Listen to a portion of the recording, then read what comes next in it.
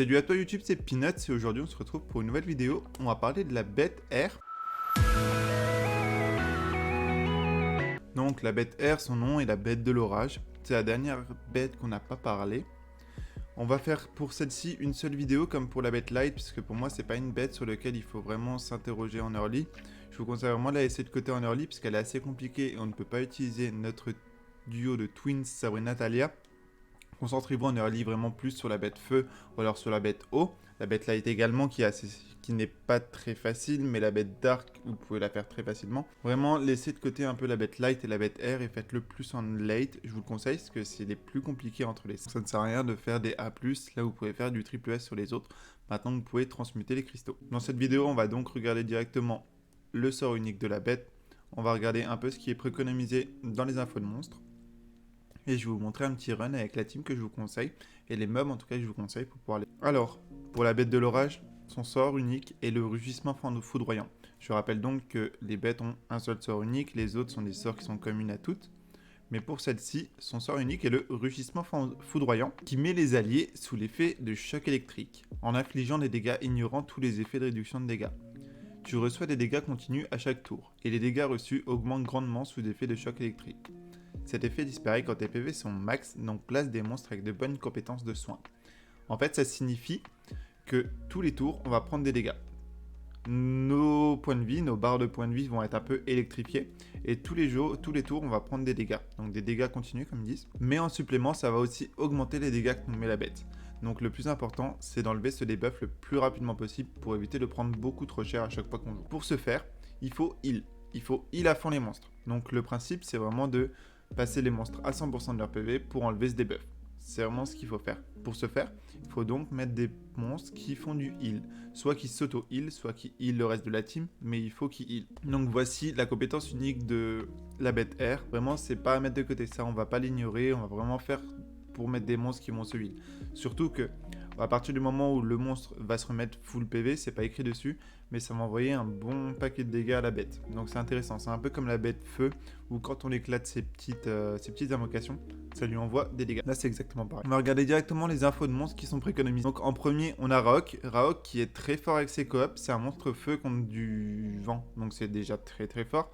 Il fait des coops, il coop 2 personnes, donc les 2 personnes qui vont potentiellement se heal en tapant, donc c'est aussi très très fort. Ensuite on a Crow, Crow pareil qui fait d'énormes dégâts, qui se heal, c'est une merveille. Ergar également, Ergar son S3 qui met le vampirisme sur toute la team, fait que tout le monde va pouvoir se heal avec tous leurs sorts, donc c'est exactement ce qu'il nous faut pour cette bête. Donc Ergar pour moi il est MVP beaucoup plus que Bastet pour cette. Bastet on ne va pas la jouer. Vous verrez qu'on ne joue pas de mob qu'on joue habituellement parce que Bastet c'est du O sur du R donc on va éviter, ça fait le désavantage élémentaire donc elle prendrait encore plus cher donc c'est pas le plus pratique. Ensuite on a Perna, donc Perna qui est parfait. Déjà comme je vous ai dit Perna son lead il est parfait pour les bêtes mais en plus il met 2 gros dégâts sur son S1 sur son S2 et grâce à son passif à chaque fois qu'il va jouer il va heal de 10% toute la team. C'est exactement ce que l'on veut dans cette team. Donc c'est très important de mettre Perna. Si on l'a il faut obligatoirement le mettre. Ensuite on a Balègre, donc Balègre je vous rappelle de la team BJ5. C'est un monstre qui est très bien pour cette team, il va faire beaucoup de dégâts, il faut le mettre, c'est du feu sur air donc c'est très bien.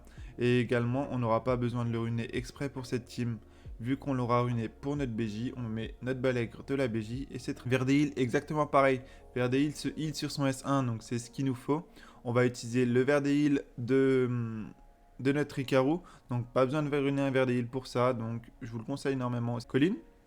Colline est forte, elle fait du heal et met du buff attaque sur son S3, mais je trouve qu'il y a quand même mieux à mettre dessus. Honnêtement, je vous conseille plus des monstres knockers qui vont se heal, plutôt que de mettre des... Ou alors Ergar qui va quand même être très fort à mettre, même si soit Ergar soit Colline de toute façon, mais mettez pas les deux ensemble. Ensuite, on a Kakilaika. Kakilaika, c'est à peu près la même chose, les deux se heal quand ils tapent, donc c'est très intéressant à les mettre, c'est à peu près comme Verdeil. C'est pas des mobs qu'on va ruiner exprès pour ça, mais c'est des mobs qu'on va jouer autre part, donc on va pouvoir les utiliser également pour ça. Et ensuite on a Fran qui est dans la même toolbox que Colline. On en met un parce que c'est toujours bien d'avoir un buff attaque, mais c'est pas obligatoire non plus. Je vais maintenant vous montrer la team que je vous préconise à mettre pour pouvoir faire cette bête, et après je vais vous expliquer un petit peu pourquoi est-ce que j'ai mis ces persos, et vous allez comprendre qu'au final c'est assez logique. Voilà donc la team que je vous préconise de mettre. En fait, j'ai mis des persos, donc que des persos feu parce que c'est une bête light, des persos qui se heal soit grâce à leur set comme Astar, ou alors grâce à leurs compétences ou autres, que ce soit comme Garo, comme Perna ou comme Kaki. Astar ou alors Kmoon qui se heal grâce à leur set vampire. Et ensuite on a Raok du coup qui est là pour faire des copes et que ça se heal encore plus. Et en fait j'ai utilisé ces persos, je pourrais très bien mettre à la place de Garo ou à la place de Astar, je pourrais très bien mettre Verdeil aussi, mais pour l'instant il est pas runé. Mais j'utilise ces persos parce que je les utilise autre part finalement. La Astar j'utilise en nécro, le Raok j'utilise partout dans le PVP, Garo j'utilise dans le PVP, Kmoon également, Perna partout, et, euh, et Kaki partout. C'est des mobs que je vais runer pour faire du PVP. Donc ils ont déjà un runage sur eux, un runage qui est très intéressant pour faire cette bête. En fait, il faut vraiment partir du principe que prenez les mobs que vous allez utiliser en PVP, qui se heal, qui font du heal un minimum, et vous les mettez dessus, ça marchera très bien, et vous n'êtes pas obligé de ruiner des mobs exprès pour ça. Parce qu'on n'a pas notre toolbox avec la Bastet, avec Sabrina Talia, donc c'est un peu dommage. Autant utiliser donc des monstres qui sont utiles autre part, que l'on rune exprès pour ça. Que l'on rune pas exprès pour ça, que l'on rune pour faire l'autre chose et que celle-ci est en supplément gratuit. Vous allez voir honnêtement que malgré tout, ça se passe extrêmement bien dans la bête. On va directement lancer un run, on va le faire en manuel pour que vous compreniez et après on va partir en auto. Voici donc sur le run, donc je l'ai laissé en manuel et je me suis arrêté là pour justement vous montrer. En fait vous voyez la barre de PV de tous mes alliés, de tous mes monstres sont électrifiés. Quand elle est électrifiée, ça signifie qu'ils ont le debuff sur eux. Donc pour enlever ce debuff, je rappelle, il faut heal un maximum les monstres. Donc pour ça, on va faire des sorts. Et je sais pas si vous avez vu, mais quand Garo a tapé, ça la heal entièrement grâce à son vampirisme. Donc c'est par son set en fait, c'est pas par ses sorts, j'ai rien dit. Je crois. Ouais. Donc les dégâts que ça a fait à la bête ont été dus par rapport au fait que Garo s'enlève le debuff. C'est très intéressant à utiliser parce que ça fait énormément de dégâts à la bête, vous avez vu, ça s'est encore fait pour Kaki et pour Kmoon. En fait ça met énormément de dégâts à la bête, donc pourquoi ça passe, la bête prend très cher. Là on va faire ça, vous voyez ça la heal et taper en plus sa bête. C'est très simple à faire, comme je vous dis c'est que des monstres qui sont utilisés autre part. Je vais mettre en auto pour le Groui. De toute façon on va peut-être même mettre en auto jusqu'à la fin du fight. Mais honnêtement, faut juste des monstres qui tapent. Faut juste des monstres qui tapent, qui se heal un minimum. Donc que ça soit par leur set ou alors par leur passif, par leur sort.